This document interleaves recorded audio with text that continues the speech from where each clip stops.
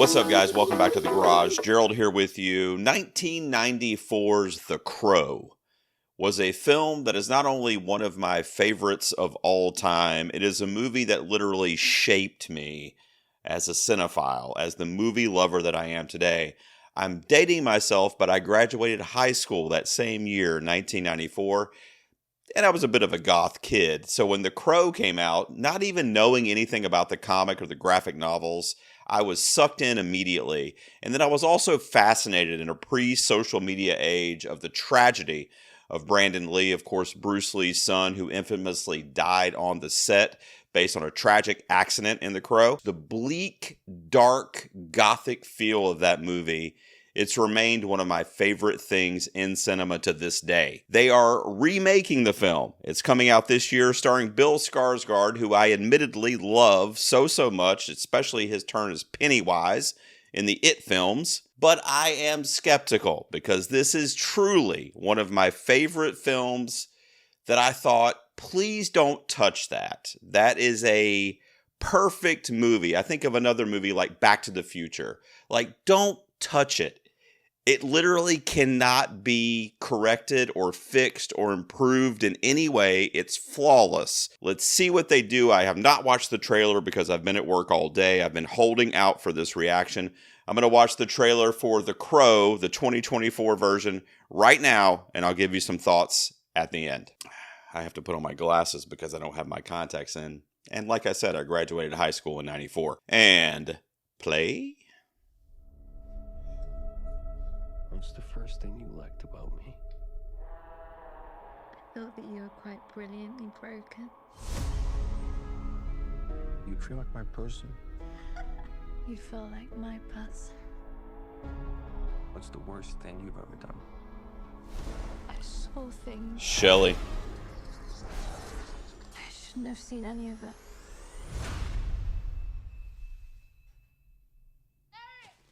Shelley! Shelley! Please don't do that!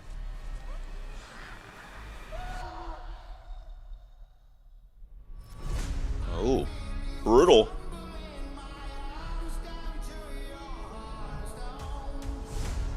Is that Ozzy? When someone dies, A crow carries their soul to the land of the dead. and sometimes something so bad happens that the soul cannot rest. Straight from the original. Until you put the wrong things right.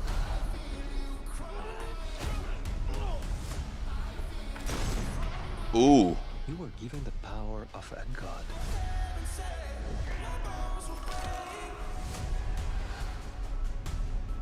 Okay. But you're running out of time to save her.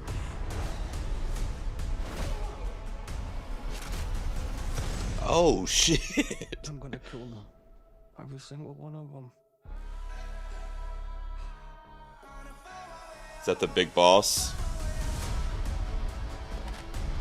And killed you. Yeah, you did. We have a problem. He came for us.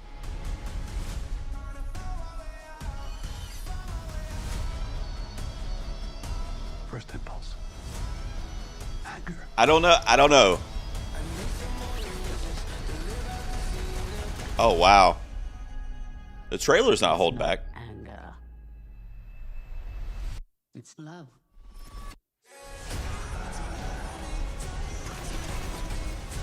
Look at what you've become. You know that love promises only pain.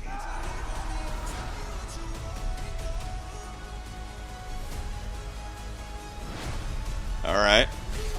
You have no idea what hell awaits you.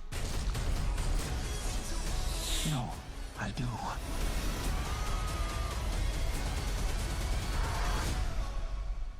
How many people have you loved?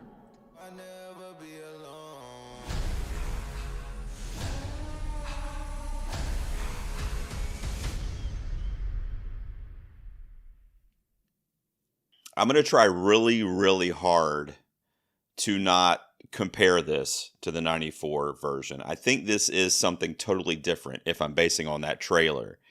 However, I think the cons for me, the negatives here, are this film seems like an all-out action crime thriller, whereas that first movie was much more of a gothic, dark, romantic revenge film.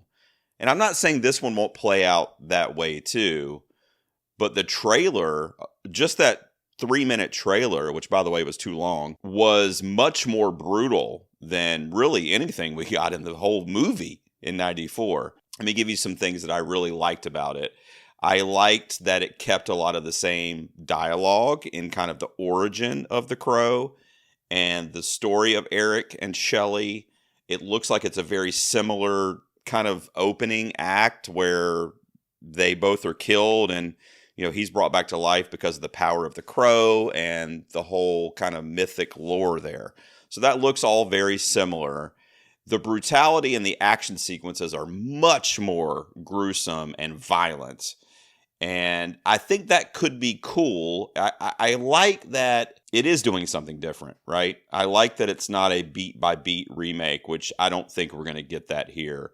The downfall there is the connection to the characters, especially if you're being introduced to the Crow for the first time and you don't know anything about the novels or the original film. Because what that first movie did so well, in my opinion, is it really connected you to Eric, to the little girl that he befriended, to Ernie Hudson's character, to just the story of him finding his redemption and getting his revenge, all in the name of love. I wonder if it's going to put the kind of character development to the side to focus on those violent, kind of almost like John Wick type action scenes, which are going to be badass, and they were in this trailer. I thought Skarsgård looked great. I mean, obviously looks nothing like Brandon Lee's character from the original.